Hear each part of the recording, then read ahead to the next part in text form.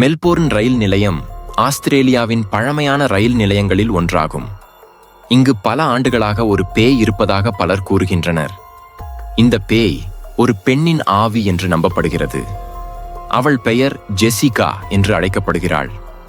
19ஆம் நூற்றாண்டில் ஜெசிகா என்ற ஒரு இளம்பெண் தனது காதலனை சந்திக்க இந்த ரயில் நிலையத்திற்கு வந்தாள். ஆனால் அவள் காதலன் அவளை கைவிட்டு விட்டான்.